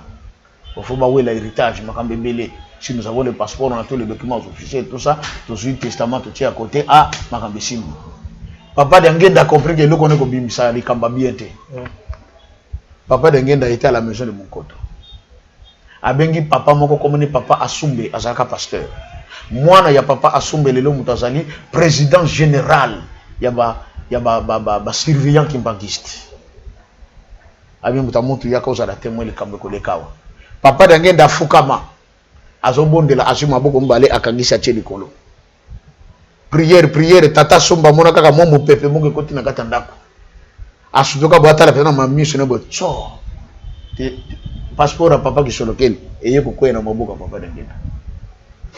Tango suango abi toloki. Papa sumba sokam. Papa. Mais mon papa mon côté et puis na moni passeport et puis na maboko na yo. Ah bien, ezali ya papa ko luta foueta la question mon. Ti papa qui sont lequel a logo na poto a yena Kinshasa par avion. Corps na ye il y a sans passeport. Passeport c'est comme na Congo. Njoke ezali ke lembo. Onzamba sala ke loko par hasard te. Mukolo papa Simon qui manque ngani alakisi passeport wana na kata temple alobaki boy passeport oyo eyaka yango moko eyeko kwea na maboko ya papa Kulutu papa Kisolo papa na maboko ya papa d'Angenda ezali elembo ya koyebisa ba Belge pe mindele biloko nyonso bayiba ya biso bazongisa soki baboyi kozongisa ekoya ndenge passeport oyo yelaki. Savez-vous que pour Belgique, comme on n'a pas abandonné le bagano, ça a plus de 84 000 pièces. Papa Simon qui avait écrit officiellement au roi des Belges. Et Moutambema Mukandawana, c'est le petit-fils du monsieur qui a construit le camp de Baki. Belge wana Tonga Kakawana. Moi, Koko Netanga, la Kao Koko Netonga, à ce pays, mais je ne peux pas rentrer comme mon père, et son histoire était liée avec Simon Kimbangu, Fonako Manakamba. Moi, je l'ai vu de mes yeux. Tant que papa pêche l'être par le but, n'a pêché mission mon nene. Ah, mais melanga mukanda qui ne pêche pas, il y a roi en Belgique. L'être, comment qu'il y a ma boca roi? Les lobos qui fièvre. Plus de 84 000 pièces à restituer. Oh, bah, yibaki, na obazwaki par force. Oh, l'église qui m'a dit, c'est pas ça, et tout ça là. La seule église qui s'est construite, des écoles, des hôpitaux, des dispensaires et tout le reste, et qui est en train d'aider les gens. Et vous ne verrez jamais les kimbangistes marcher dans la rue. Si vous m'en avez. Et puis, période de trouble, vous avez papa, on a même arrêté tes enfants. Un seul kimbangiste, ça qu'on a boyé comme ça. Bakera Makala Batouna, tous les prisonniers. Aucun kimbangiste. Nous sommes suffisamment enseignés. Nous sommes derrière l'État. Un kimbangiste n'a jamais été un opposant. L'opposition, les Arakapar, il y a Satan. Oui, Bakam. Le premier opposant du monde, c'est le diable. Qui s'est levé contre le système établi par Dieu. Et dans l'église kimbangiste, un kimbangiste n'a jamais été un opposant. Ce qui kimbangiste a été comme opposant a été adhéré du côté de Satan. Ce qui m'a dit que devoir kimbangiste, ils ont fingate, ils ont tcholate, mais ils ont bouka mabongo pona ko bondela. Tata, sungabo muto asala makambo eza ndenge yo bongisela yam. Tant matangeye. Koreye. Koreya papeye. Nandenge salaki requement à na Kinshasa na centre d'accueil, ba memengo na kamba, ils allaient garder na kata kilongo. Et to komi le 8 juillet. Bon, bah, nous allons aller là-bas, passeport pour avoir un domingo. Parmi les makambo, ça va bloquer 26. Ok. Voilà. Il y en a qui c'est un dossier trop petit, on ne veut pas y entrer. Le 8 juillet 1992. Il y a un moto, papa qui s'occupe, les deux papas n'ambongo. Parce qu'il y a déjà un ça dans l'État. Mais papa Dengenda pas ça dans l'État. Est-ce que vous savez que papa Dengenda était le noir le mieux payé de toute la République? Le mieux payé. Mon modèle soit décompte et on va appeler ça comme caution pour que le Congo devienne indépendant. Ok. Tu vois ce qu'on réclame, qui sera plus riche encore? C'est bon. Voilà. Donc, Bango, ils avaient leur mission qu'ils accomplissaient. Et papa Dengenda meurt le 8 juillet 1992. Papa qui se lève la Koufa le 17 mars. Et avant Akoufa, déjà dans les années 70 à Matadi, dans une famille où se réunissaient les kimbangistes, papa qui se lève la Koufa Bango, ah, na sepeli, qu'il te déquipe bien ma camouflage, son malade, tout ça, mais Nazana non, son mot ça la bino. Oui, papa. Ndaï na Koufa un certain 17 mars. A déterminé voilà, papa qui se lève. Les années 70 à l'Obien on Matadi. Donc, comme en 1992, à Koufi exact le 17 mars. Et la fois passée, tant que Kimbangiste, flûtiste, comment le cola, bateau va chapeauter fête. Et baké dans Kamba, fête Bandaka le 17, le 18, le 19 et le 20 bateau c'est le jour qu'on proclame le confinement. Coronavirus est banni. Corona est aussi là, va libérer Bamangomba et son Akosambela, jour papa de Lugana Akufa, le 16 août. Tout a été conduit par Simon Kimbangu dans ce pays. Et c'est jusqu'aujourd'hui. Moni.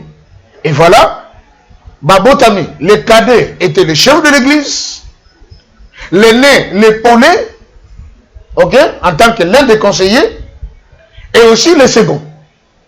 Mais tant que papa qui sont l'a accueilli, papa d'Angenda, Alandi, Moutatika Lyon, papa de Lungan, il devient le chef spirituel pour faire juste l'intérim. Afin que par ordre de naissance. Donc, Nenge el Bosa Koufagi et Abotamagi na février, yem tali Bosa Koufi. Oya Abotamagi na mars et Koufa na juillet. Oya Abotamagi na mois de mai. Moi na misat nem ta faire mtembale. Moi na misat. Donc, oya zaki chef de l'église. OK. Yem ta yo Hollande. Mutambi balé. Alors, les qui na donc deuxième. Je la na ki na malem. Papa qui se lequel Abotamagi na février. OK. Le 12. Papa d'Angenda a botami en mars, le 22. Papa d'Angenda a botami en mois de mai, le 25. Vous comprenez? Maintenant, dans le babota melaki, février, mars et mai, et il y a que ça de marquer, Moutakoma qui chef de l'église. Oh, il y a qui a souka botama en mars. Mais tant que comme il y a, bazo botama le kola na ba mois. Nege ba yelaki. Moutali bosso tata qui sologele, akufi na mars. Moutami balé papa de ngenda, akufi na juillet. Oh, il y a souka, il y a ayeko kufa souka. Papa de Lungana qui était le second en rang de naissance. Makufi Moutasuka akufi le 16 août. Mais il y a moi ami balé. Moi ami balé. Mais akufi Moutasuka. Parce que na moi na ezaki asuka. OK.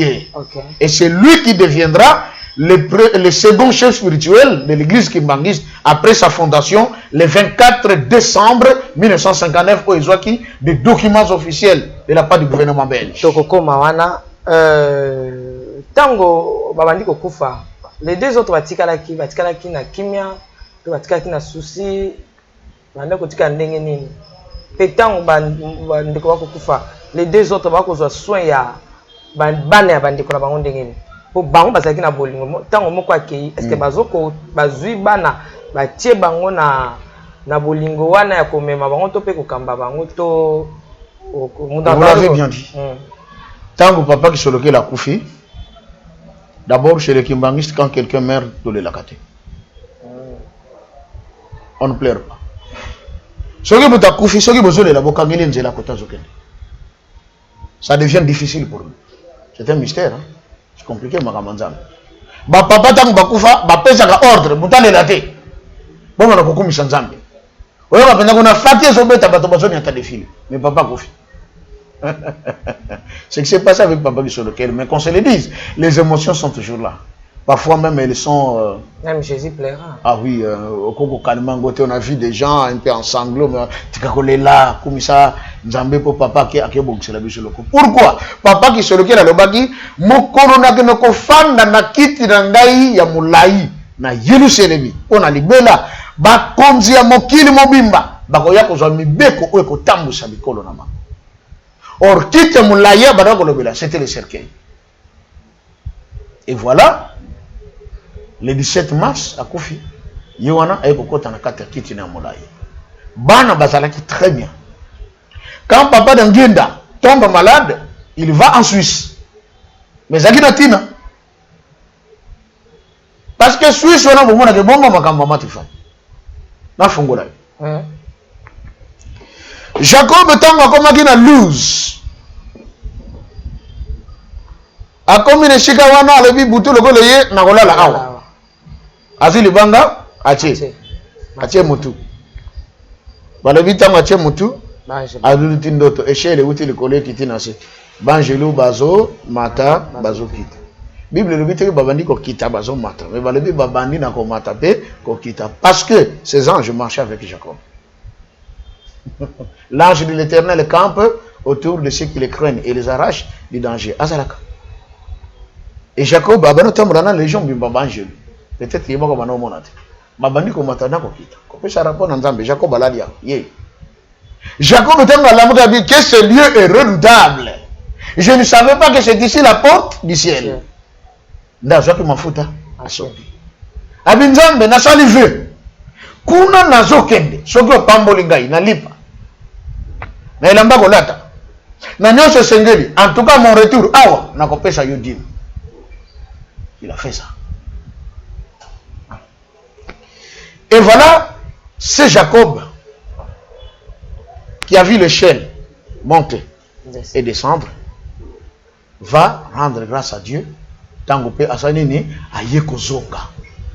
Mais tout le monde m'a dit, mais tout consort. Ti après passage wana avec sa combo ya isolé. Israël na poni yo. Papa d'angenda botaka mwana kombo na ye wa basolele. Jacob kombo ba pesa na Nzambe isolele. Mwana papa d'angenda wa basolele aponi bango. Kuna na kala Nzamba ponaka moko Jacob. Awa poni libota. Les kimbangistes. Tout noir et kimbangiste. Nengo sao nos kimbangiste. Les caméramans nos kimbangiste. Notre référence c'est lui.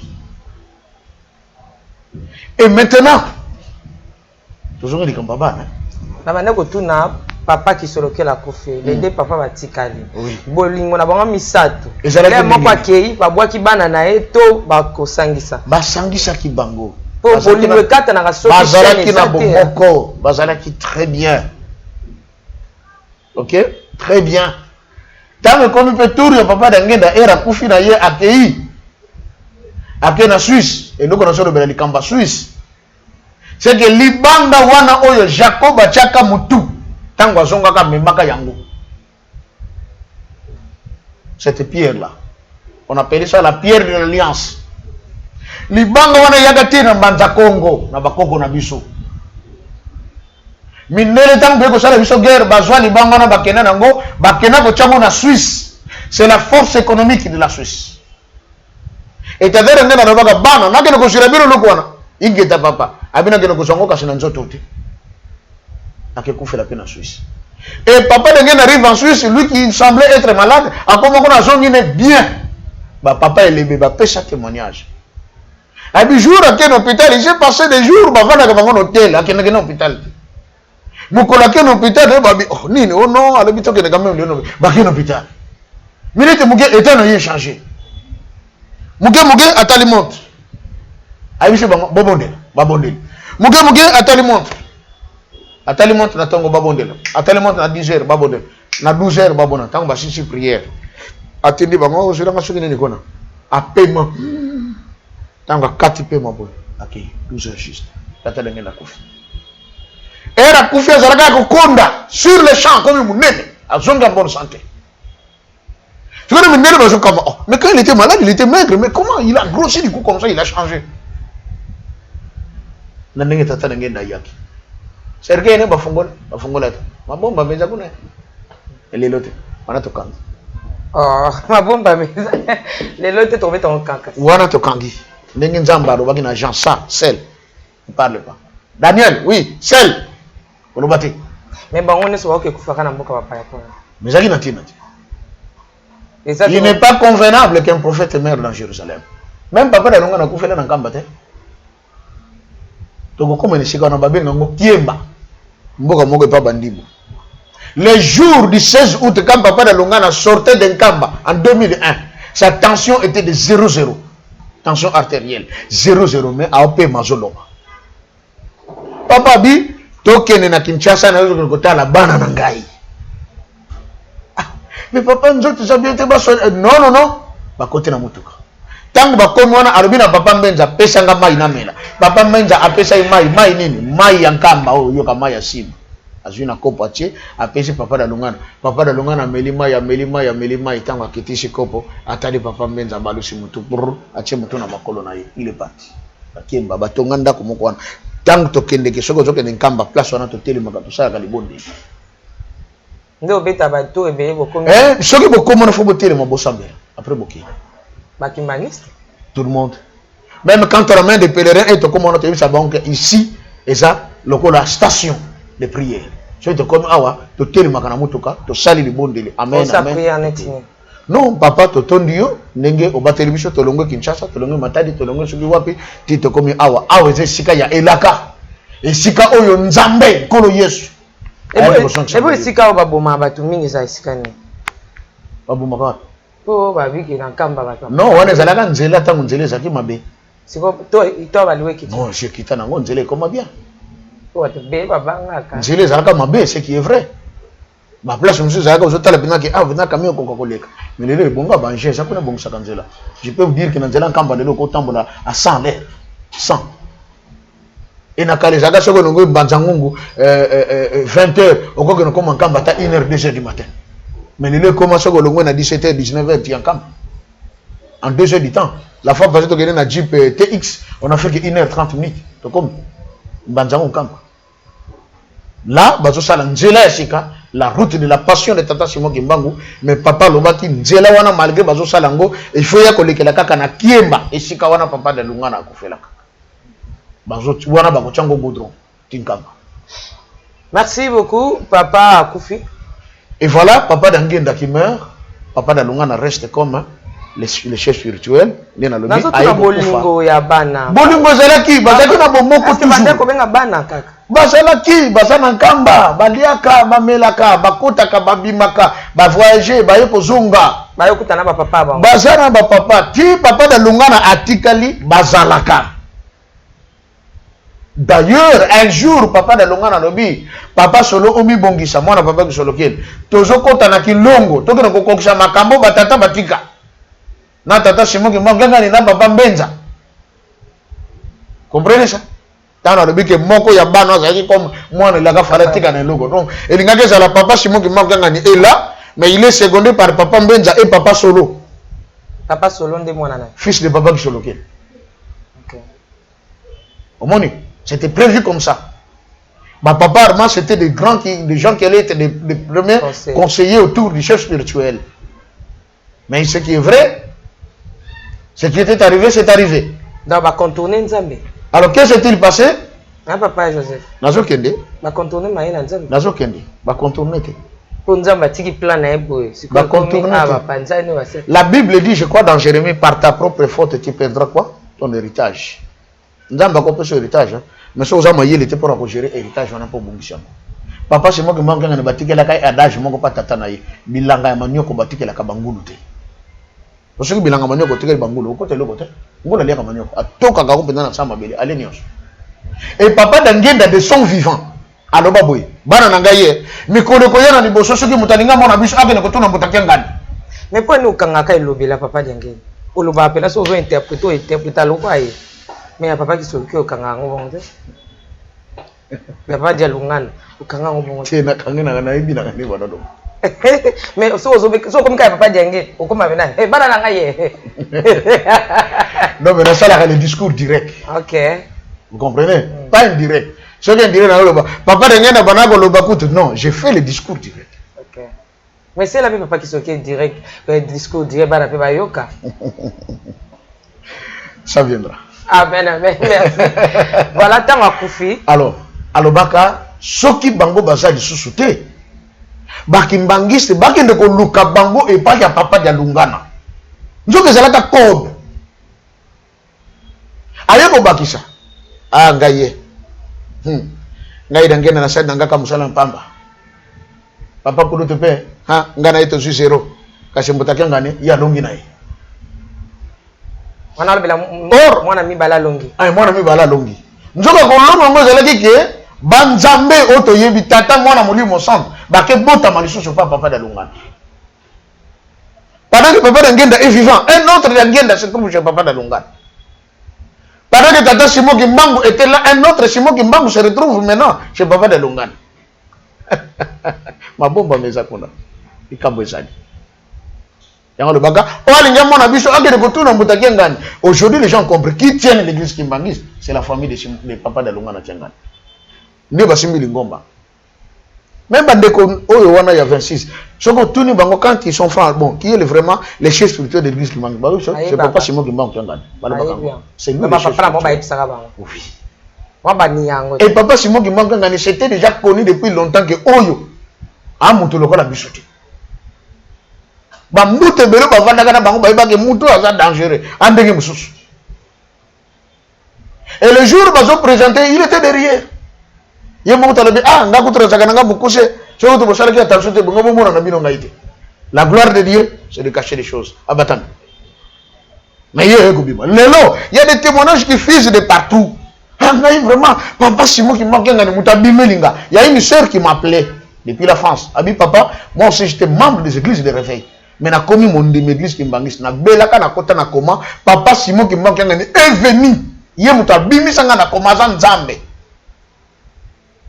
lelo na za Kimbangu to na uti nkamba kala mingi te abi papa shala kanga pasi ba kongole to vanda kana nzambe metozo ba na biso te nzamba vanda kana biso. Un jour moi j'ai posé la question à l'un des conseillers de papa bon mo kilitango ko koma na poya ko yeba ke nzambe o sala li corona se a se diviser comme trois ay ko vanda na Congo bo vanda kana biso e ko tana ndenge na abi mutamu. Bonne question. Tant mo kile ko luka ko yeba biso bien que banzambe ba vanda mo kile si tokenda bino de boko yeba sama. Et c'est une grâce qu'aujourd'hui on en parle. Merci beaucoup papa Joseph to comme ko kitapena malembe pamba tolo bimi 3 heures du temps. Josokende. Tozo kende kaka. Papa d'angena bana le bango. Bana ngai tozali kokende. OK. Donc na tozali kokende wana liboso tozo kende kuna to découvrir Maka. ya ibele. Oye bomba maka lelo bana bima.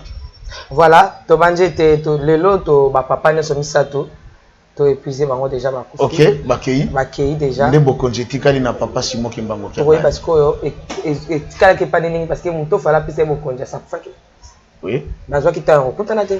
Non, ils étaient ensemble. Tokoye ba ngoko répondre dans les lotés. Merci. Tokoye ba ndenge nini bazwa kita ba entretien. Est-ce que lorsque Paul Lingi ozwa bokondi même atandenge papa na biso ba bokondi pesa maki papa diangenda na papa dialunga. Il y a eu entretien ezalaka ndenge nini Si. basala ki ndenge nini puis papa Ok. papa Simon oyo azali. Ezalaki. Est-ce que azwa kita ngokutana na papa avant kende kokufa Exact. ba solo la ki. Exact. Nzete wana ba pesa yango. Ba pesa yango azalaka na. Pour répondre à tes papa. Il va ça constater. Tokeyi.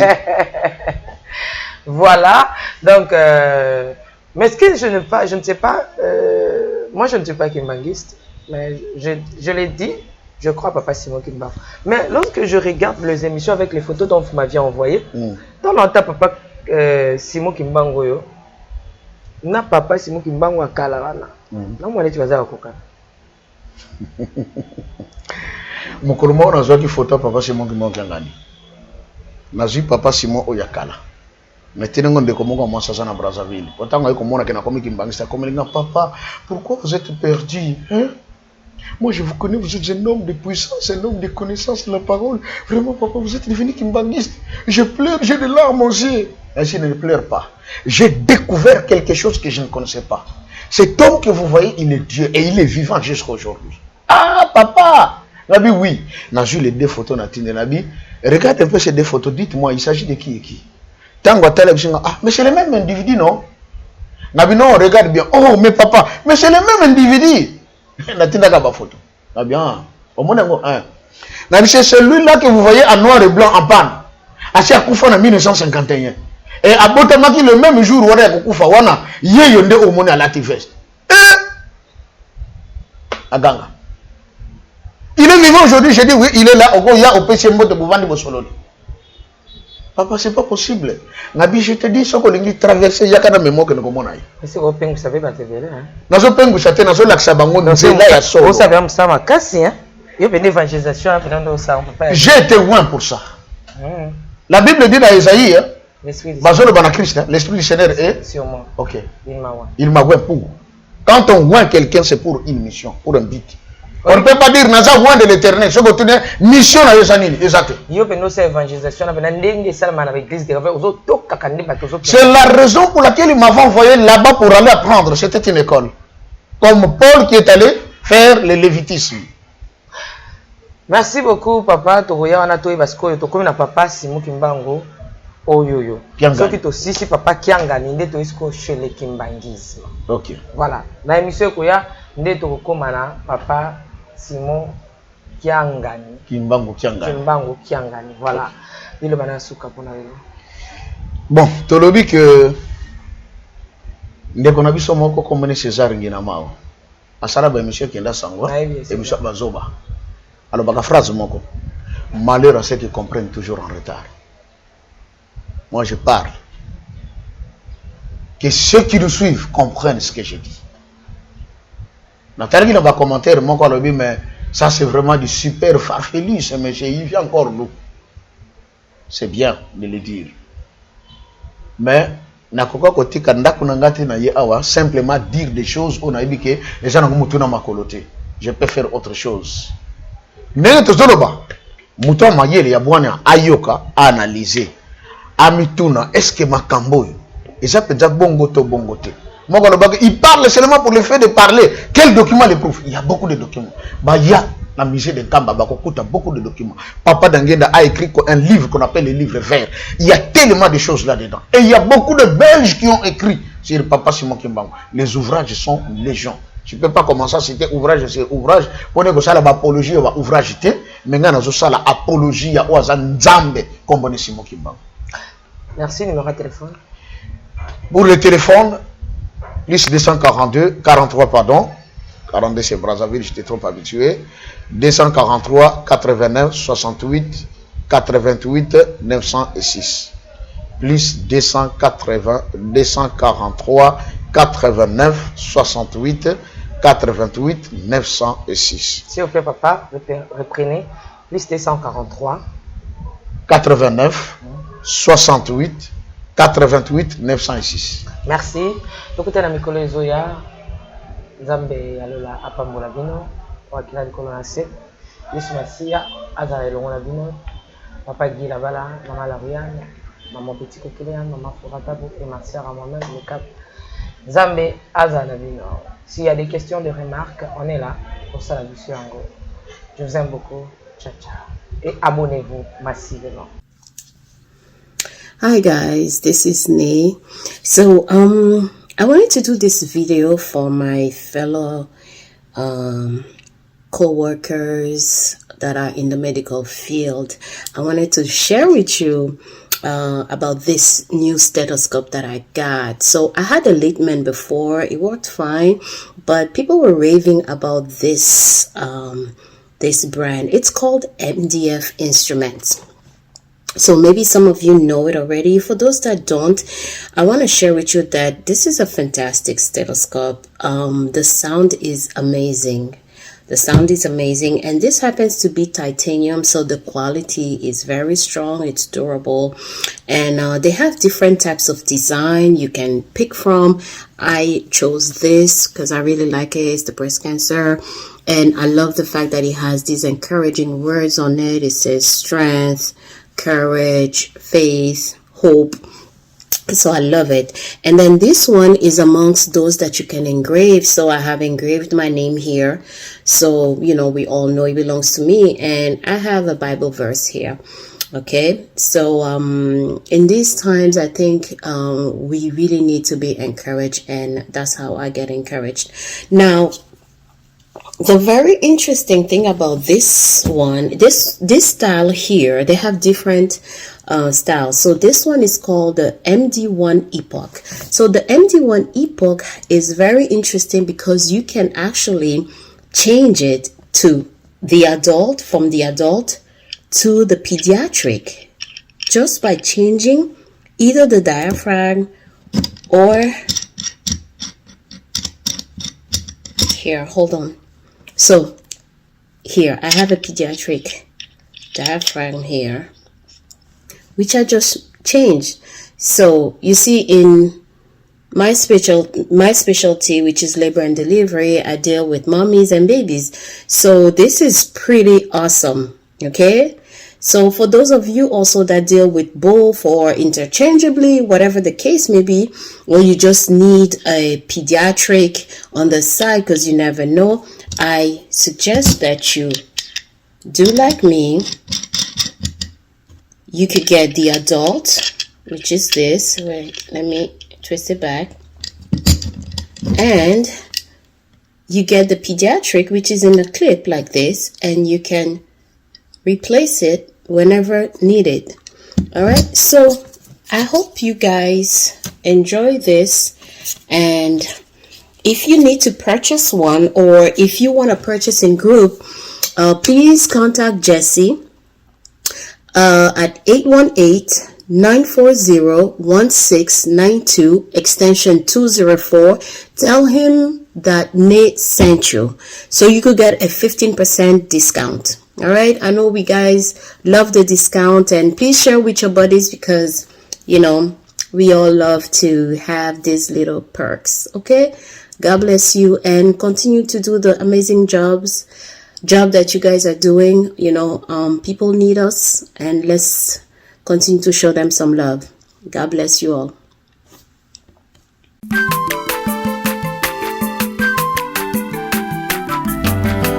Mwana moto te po akusangai abongwa ni pete po awangana Nzambe ya le Nazarien, le Nazarien, le Nazarien, le Nazarien. Bana kitoko koma mukondima atako babakola ki mafuta na musakolima lelo ya yobolingo bateli le Nazarien. Lipamboli oyo mona na katempeni mama kantelobi kolapye mapapu masope mafuta